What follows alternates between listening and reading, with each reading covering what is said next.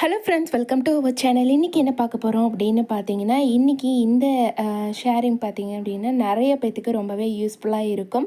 நம்ம வீட்டிலேருந்து ஸ்டிச் பண்ணுறோம், ஆனால் வந்து எப்படி கஸ்டமர்ஸ் அதிகப்படுத்துறது அப்படின்னு வந்து நிறைய பேத்துக்கு குழப்பமாக இருக்கும்.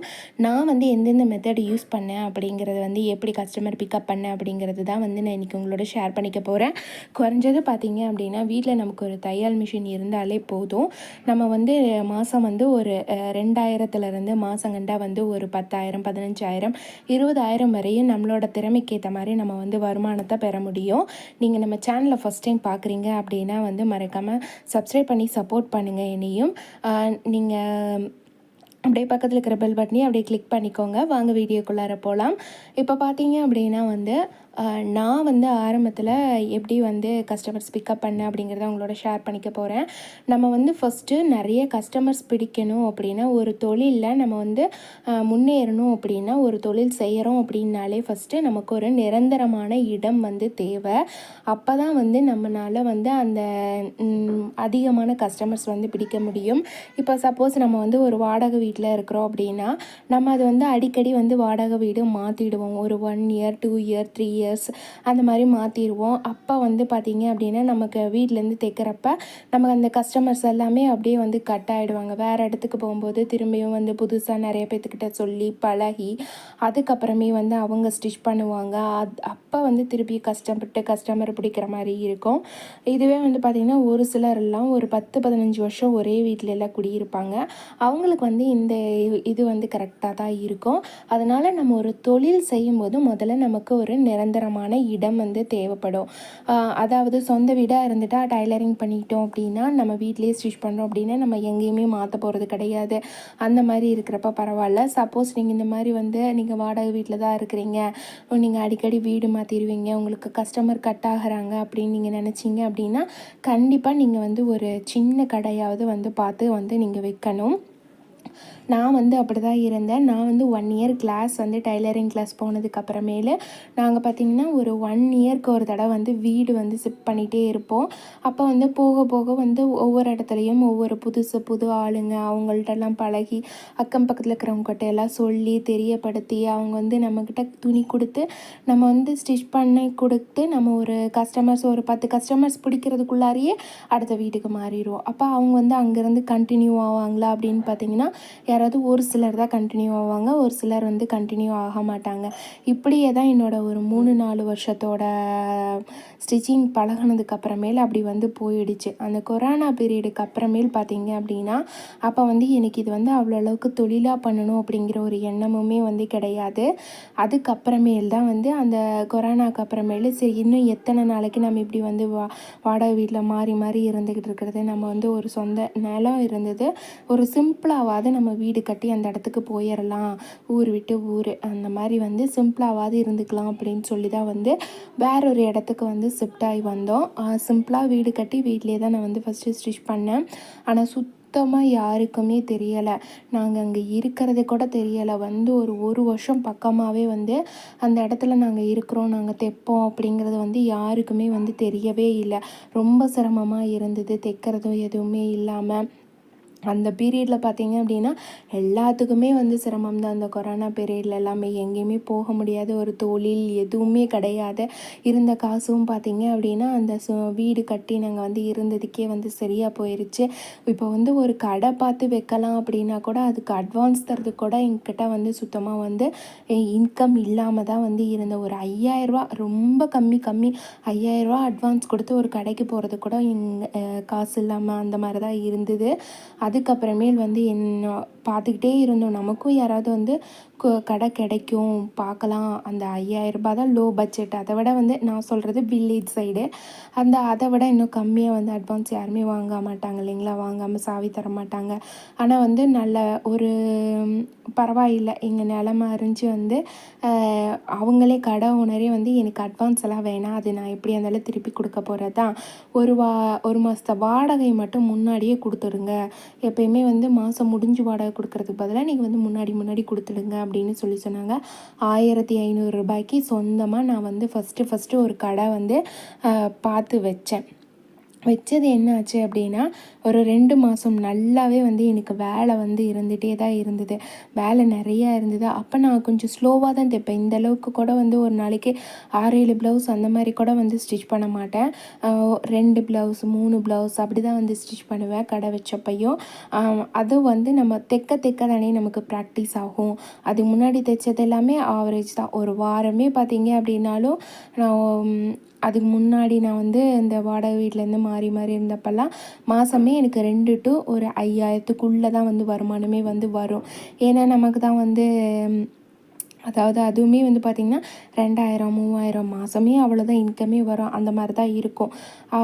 ஆனால் வந்து கடை வச்சப்போ பார்த்திங்க அப்படின்னா கிட்டத்தட்ட எனக்கு ஒரு ரூ. 10 ஃபஸ்ட்டு மாதமே வந்து 10,000 பக்கம் வந்து நான் கடை வச்சு நான் வந்து சம்பாரித்தேன். ஆனால் வந்து 2 மாதம்தான் இருந்த கடையில். இந்த ஏரியா வந்து எனக்கு செட் ஆகலை. ஏரியா கொஞ்சம் மோசமான ஏரியாவாக இருந்தது. நம்ம வந்து நமக்கு ஃபஸ்ட்டு சேஃப்டி ரொம்ப முக்கியம். அதுவும் இல்லாமல் பாத்ரூம் ஒரு நாள் பூராவும் நம்ம வந்து கடையில் இருக்கோம் அப்படின்னா கண்டிப்பாக நமக்கு வந்து ஒரு பாத்ரூம் வசதியும் முக்கியம். கொஞ்சம் சரியில்லாமல் நான் வந்து கடையை ரிட்டன் எடுத்துகிட்டு திங்ஸ் எல்லாமே காலி பண்ணிவிட்டு வீட்டுக்கு கொண்டு வந்துட்டேன். அப்போயே பார்த்தேன் 2, 3 பக்கம் கடைங்கெல்லாம் பார்த்தேன். நம்ம வீட்டுக்கு எடுத்துகிட்டு போக வேணாம், வேறு எங்கேயாவது கடை பார்த்து வைக்கலாம் அப்படின்னு. நானும் எங்கள் வீட்டுக்காரன் தான் 2 பேரை தொலைவணும். அப்போ வந்து கடைங்க வந்து எதுவுமே சிக்கலை. சரி அவசரப்பட்டு முடிவெடுக்க வேணாம், கொஞ்சம் பொறுமையாக கூட பார்க்கலாம் அப்படின்ட்டு தான் வந்து திரும்பியும் வீட்டுக்கே கொண்டு வந்துட்டேன் திங்ஸ் எல்லாத்தையுமே. எப்பயுமே பார்த்திங்கன்னா நமக்கு வந்து அதில் இன்வெஸ்ட்மெண்ட் அப்படின்னா நமக்கு மிஷினு, கட்டிங் டேபிள் எல்லாமே அது அப்படியே தான் இருக்குது. அதை நம்ம யூஸ் பண்ணுறோம் அவ்வளோதான். மற்றபடி எக்ஸ்ட்ரா செலவு இந்த மாதிரியெல்லாம் எதுவுமே கடை வைக்கிறதுக்காக பண்ணவே கிடையாது. அதுக்கப்புறமேல் எப்படி தோணுச்சுன்னா, கடை வச்சப்ப ஒரு ரொம்ப ரொம்ப கம்மி பட்ஜெட். ஏன்னா இப்போ நம்ம ஒரு கடை வச்சுருக்கோம் அப்படின்னா பில் போட்டு கொடுக்கணும். பில் போட்டு கொடுத்தா தான் ஒரு கடைக்கே வந்து ஒரு அழகாக இருக்கும்.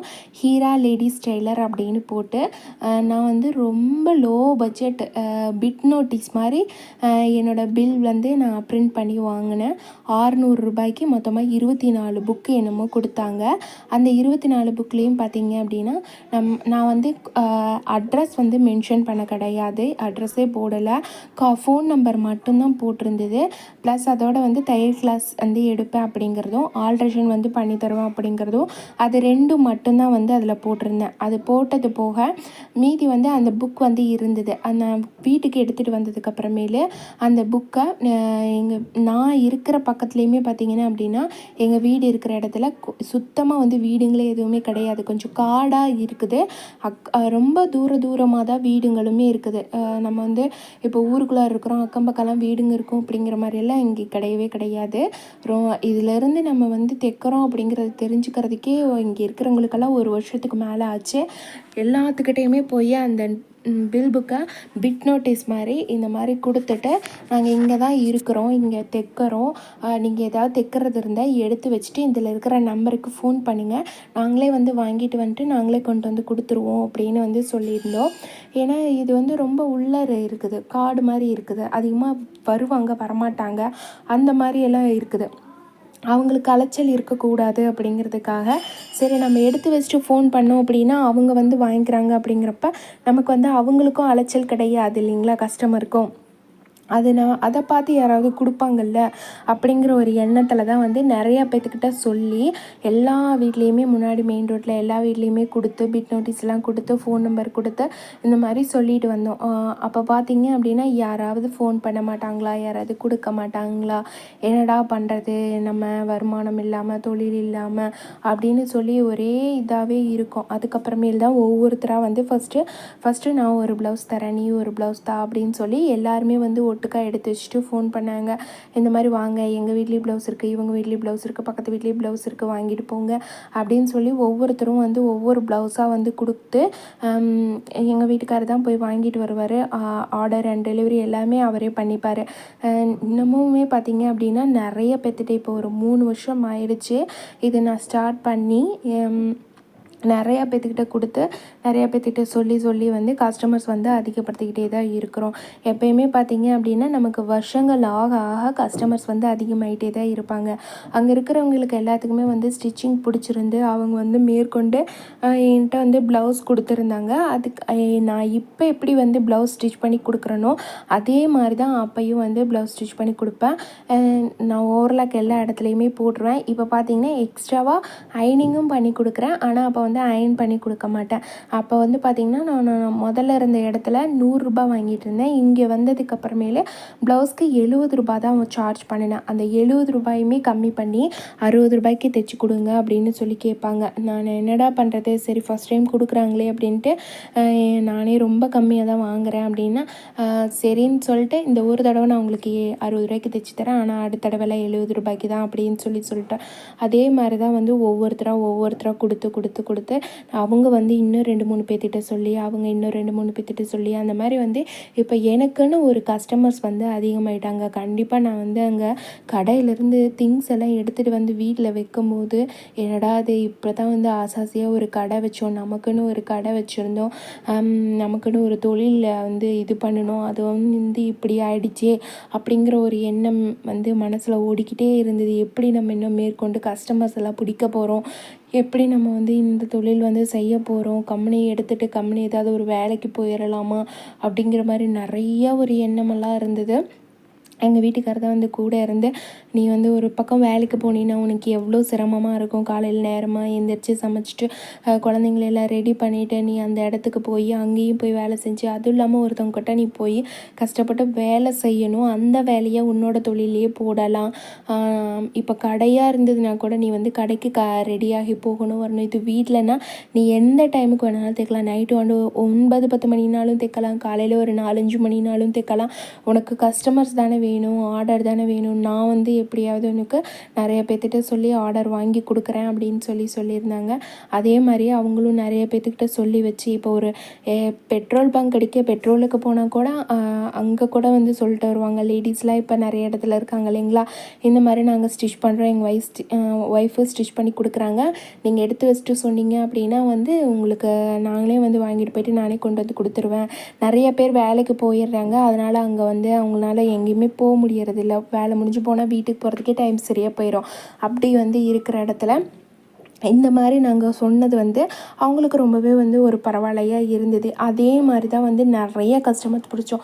இப்போ ஸ்கூலில் பாப்பா தம்பியெல்லாம் கொண்டு போய் விடுறதுனா மிஸ்ஸு ஹெச்எம்ஏ எல்லாத்துக்கிட்டையும் வந்து சொல்லி வச்சுட்டு வருவோம். இந்த மாதிரி நாங்கள் ஸ்டிச் பண்ணுறோம், கொடுத்து பாருங்கள். எல்லாருமே வந்து என்னை நம்பி கொடுத்தாங்க.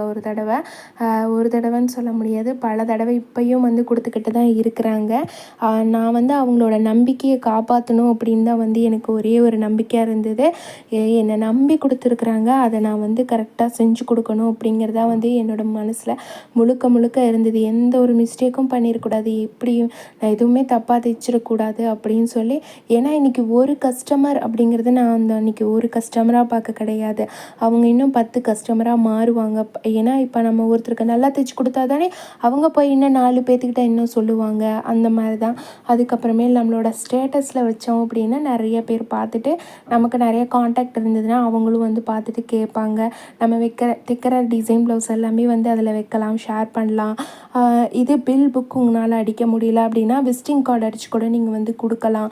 அந்த மாதிரி கொடுத்தீங்கனாலும் வந்து நிறைய பேருக்கு தெரியப்படுத்த முடியும். அதுக்கப்புறம் பார்த்திங்க அப்படின்னா இப்போ வந்து கொஞ்சமாக நான் வந்து இன்க்ரீஸ் பண்ணி ஃபஸ்ட்டு ஒரு 6-7 மாதம் வந்து அந்த 70 ரூபாய்க்கே தான் தைச்சேன். அப்புறம் வந்து 80 ரூபாய் பண்ணினேன். திருப்பி ஒரு 6-7 மாதம் கழித்து 90 ரூபாய் பண்ணேன். திருப்பி ஒரு 6-7 மாதம் கழித்து 100 ரூபாய் பண்ணேன். இப்போ பார்த்திங்கன்னா நான் வந்து சாதா ப்ளவுஸ்க்கு இந்த 3 வருஷத்தில் 110 ரூபாய் இப்போ வந்து வாங்கிட்டு இருக்கிறேன். இனிமேல் வந்து பார்த்திங்க அப்படின்னா வருஷம் தீபாவளி டைமில் ஒரு மாதத்துக்கு முன்னாடி மட்டும் நம்ம வந்து ரேட் இன்க்ரீஸ் பண்ணிக்கலாம் அப்படிங்கிற மாதிரி இப்போ வந்து 110 லைனிங்க்கு வந்து 220 வந்து வாங்கிட்டுருக்கிறேன். எனக்கு வந்து ஏதோ அந்த கடவுள் அருளால் இல்லைங்காமல் கஸ்டமர் வந்து இருந்துகிட்ருக்குறாங்க.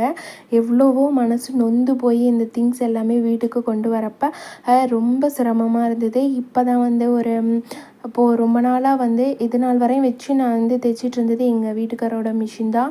இன்னொரு மிஷின் வந்து தேவைப்பட்டது, அவருக்கும் வந்து இருந்தது அப்படின்னா ஒரு மிஷின் தான் இருந்தது. அதனால் இன்னொரு மிஷின் இருந்தால் 2 பேருமே வந்து ஒர்க்கு பார்க்கலாம். அவர் கடையில் வர இதை வாங்கி ஆல்ட்ரேஷன் பண்ணுவார், தைப்பார். நாம் வந்து வீட்டில் இருக்கிற தைக்கலாம் அப்படின்ட்டு இப்போ வந்து ஒரு 1 மந்த்து கூட இருக்காது புது மிஷின் ஒன்று வாங்கினேன். அவர் வந்து சரி எனக்கு பழசே போதும், நான் வந்து புதுசு அதிகமாக தைக்க போகிறதில்ல, ஆல்ட்ரேஷன் ஒர்க்கு தான், அதனால் நான் இந்த மிஷின் எடுத்துக்கிறேன், நீயே புதுசு வச்சுக்கோ அப்படின்னு கொடுத்துட்டாங்க. அதுவுமே வந்து நம்ம சேனலில் போட்டிருக்கேன். நான் புது மிஷின் வாங்கினது எனக்கு ரொம்பவே ஹாப்பியாக இருந்தது. ஏன்னா நம்ம வந்து சிறுக சிறுக சேர்த்தி கொஞ்சம் கொஞ்சமாக முன்னேறும்போது அதை வந்து நம்ம பார்க்குறப்ப நமக்கு அதில் கிடைக்கிற சந்தோஷம் அப்படிங்கிறது அது வந்து ஒரு ஈடை இனியே இல்லாத ஒரு சந்தோஷம். நான் முடியாது அப்படின்னு நினச்சது எல்லாமே வந்து இன்றைக்கி என்னால் முடிஞ்சிருக்குது. கண்டிப்பாக அதே மாதிரி நான் வந்து அப்போ வந்து 2000க்கும் 3000க்கும் மாதம் வந்து எனக்கு இன்கம் வந்துட்டு இருந்தது. இப்போ பார்த்தீங்க அப்படின்னா எப்படியா இருந்தாலும் ஒரு 10,000க்கு மேலே தான் வந்து இன்கம் வந்து வரும். 12,000ம் வரும், 15,000ம் வரும், ஒவ்வொரு டைம் வந்து 17,000 வரும். தீபாவளி டைமில் கொஞ்சம் 20,000 அந்த மாதிரி கூட வரும். நான் வந்து இந்த மாதிரி தான். ஏன்னா எல்லா நேரமும் ஒரே மாதிரி இருக்காது, ஒரே மாதம் மாதிரி இருக்காது இல்லைங்களா. ஒரு சில மாதம் கொஞ்சம் அதிகமாகவும் வரும், ஒரு சில மாதம் கொஞ்சம் கம்மியாகவும் வரும். நம்ம வீட்டில் இருந்துக்கிட்டு இந்த அளவுக்கு வந்து நம்ம டெவலப் பண்ணியிருக்கோம் அப்படின்னு நினைக்கும்போது எனக்கு ரொம்பவே ஹாப்பியாக இருக்குது. நீங்களும் வந்து முடியும்னு நினச்சி ட்ரை பண்ணுங்கள், ட்ரை பண்ணிக்கிட்டே இருங்க. கண்டிப்பாக அது ஒரு நாள் உங்களால் முடியும். இந்த வீடியோவை நான் உங்களோட ஷேர் பண்ணினது, இந்த விஷயத்தை இன்றைக்கி உங்களோட ஷேர் பண்ணினது எனக்கு ரொம்ப ரொம்ப ஹாப்பி. நெக்ஸ்ட் வீடியோவில் பார்க்கலாம் ஃப்ரெண்ட்ஸ். தேங்க்ஸ் ஃபார் வாட்சிங் ஃப்ரெண்ட்ஸ். வீடியோ பிடிச்சிருந்ததுன்னா மறக்காமல் ஒரு லைக்